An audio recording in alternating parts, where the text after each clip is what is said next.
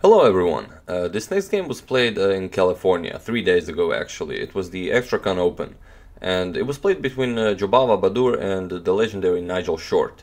And Jobava actually won the entire event with 8.5 out of 10 points. And well, when Jobava plays a game he doesn't always win, but when he does it in great style. And I would like to show you a game he played. I believe this is the this is round 9. And it was just amazing, the entire game, and the ideas he had in this game, and the winning combination is beautiful, and the position in the end is also something you'll very rarely see in a chess game. But well, I'll just show you the game so you can decide for yourselves. So Jobava Baadur is white and Nigel Short is black. We have c4, e6, g3, the English opening. We have d5, bishop to g2, knight to f6, knight to f3, bishop to e7, castles, castles, just, nicely developing. Queen to c2, b6, preparing to develop the light square bishop. C captures on d5, knight captures on d5, and knight to c3. And c6. We have a rook to d1, and now bishop to b7. And, well, black would really like to push this c5. Move and activate his light square bishop, so Jobava plays d4, and this d4 kind of stops c5, because if c5 would be played, then simply d captures on c5, bishop captures on c5, and knight to g5, and well, white is already threatening checkmate, and black would have to weaken his position by playing g6 or something. So after d4 we have knight to d7. We have e4, kicking the knight, knight captures on c3, b captures on c3, and now queen to c7, moving the queen out of this file that is occupied by the rook, and also preparing some c5 in the future.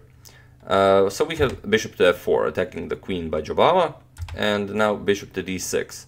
And now a lot of you would probably capture this bishop, and after the queen recaptures, simply push e5, but the Jobava pushes e5 immediately. So we have bishop to e7, and now Jobava starts his master plan, that is h4. We have rook f to e8, and he pushes h5. We have b5 by Nigel Short, and h6. And Short pushes g6. And okay, Jobava continues with his plan. He weakened the f6 square, and he plays knight to h2. We have knight to b6, and now knight to g4, preparing knight to f6 check. And now Nigel Short finally decides to push c5. So we have a knight to f6 check. The knight has to be captured because he's forking the rook and the king. So bishop captures on f6, e captures on f6, and now this discovers an attack on the queen. So we have queen to c8. We have bishop captures on b7, queen captures on b7, and now d pawn captures on c5, and knight c4. And with this little maneuver, Jobava actually won a pawn here, but okay, it's a doubled c-pawn, and with these f and h pawn both on dark squares, it's gonna be really hard for this dark bishop to help out with the attack. But it's funny how Jobava plays this. So we have bishop to d6, and this is an okay move. This is a very nice outpost for the bishop, and if the knight ever captures it, then Jobava will simply undouble his pawns by capturing. So Nigel plays queen to f3, going for that f6 pawn, and here Jobava finds a very interesting idea. He plays a4, and now if this f6 pawn is captured, well, he will simply capture on b5, and he will have two nice connected pawns.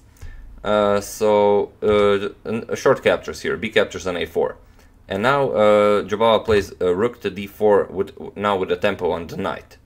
So we have knight to a5, and here another very interesting move, rook to f4, now preventing the queen from capturing here on f6. So we have queen to b7, and now Jobava plays rook to b4, attacking the queen. And in this position, probably Nigel Short should have considered returning the queen back to f3, going for that f6 pawn again, and then probably Jobava would have to play rook to f4 again. But actually he decided for queen to d7. So we have queen captures on a4, now going for that queen exchange, but Short plays knight to c6. We have rook a to b1, and now rook e to c8. We have rook to b7, attacking the queen, and queen to e8. f4, king to h8, and now again Jobava finds a very interesting idea. He plays queen to e4, and if black were to play something, well, not something other than preventing his idea, like maybe rook to d8, then Jobava would play rook to e7, attacking the queen, and after knight captures here and f-pawn captures on e7, he would be threatening to capture the rook here, and also queen to e5 check, followed by queen to g7 checkmate. So a very, funky idea, this queen e4 move. But Nigel sees this and he plays king back to g8, preventing this idea. So we have queen to a4 again by Jobava, and now, well, he has to find another plan, but Nigel makes it easy for him. He plays e5, giving up another pawn just to activate his queen. So we have f captures on e5 and queen to e6. But now Jobava is 2 pawns up and he wants to trade queens immediately. So we have queen captures on b3, and why did Nigel decide to do this? Well, he is down 2 pawns, but these pawns are doubled and he has a passed a pawn himself. So his idea is to trade queens and then, push this a pawn down the board. And we have queen captures on b3, but now Jobava doesn't capture with this rook. He captures with the other rook, and he allows knight to a5, forking both rooks. So this is exactly what Nigel does. He plays knight to a5, and Jobava plays e6. And this is a very nice position. It's even a nice puzzle if you think about it. So Nigel captures the rook, knight captures on b3, and we have e captures on f7 with check. So only move here is king to h8, and in this position Nigel doesn't capture the knight, of course, and Jobava doesn't capture the knight, and he could even just push f8 into a queen, and this would also be winning for white. But this is why Jobava's play style is so much fun. He actually plays rook to e7, and now he is threatening a forced checkmate in 8 moves. It's a very nice idea. I mean, feel free to stop the video and look for it yourselves. And if you just want to see it, then well, here it is. Well, it doesn't really matter what black plays. Nigel played knight to d2 because Nigel saw what was going to happen. But Nigel is such a great gentleman that he allowed everyone else to see it as well. So we have rook to e8 check. So black has to capture. Rook captures on e8. F captures on e8 with queen. That's check. So rook captures queen, and now f7. And now this is terrible for black. White is threatening to capture the rook.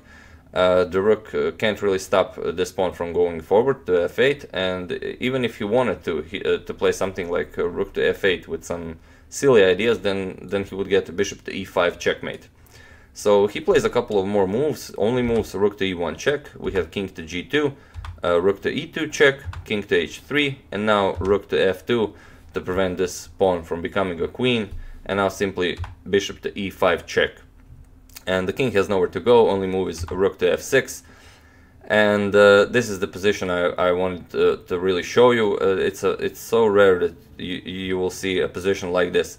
White can play pawn to f8 and, well, queen into mate. He can pick a rook and also it's checkmate. He can simply capture this rook and it's checkmate in 1.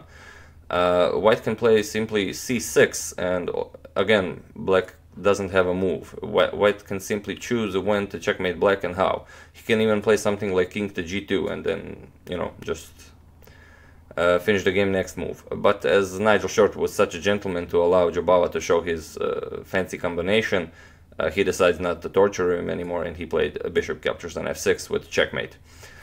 And yeah, a beautiful game, and as like I said, Jobava doesn't win all of his games, but when he does, it's a spectacle. And yeah, he also won it. It was a very strong event with 8.5 out of 10 points, and well, Nigel Short and a couple of very strong other players were all with 8 points in second place. 2 of them were actually from Croatia, Marin Bosiocic and Ivan Čarić. So yeah, that's it. I do hope you enjoyed this game. As usual, you can check 2 of my previous videos here. And I would like to thank Jason Pierre Sweeney and Antonio Glasnovich for their contributions. Thanks a lot, guys. I do appreciate it. And that's it. Thank you for watching, and I'll see you soon.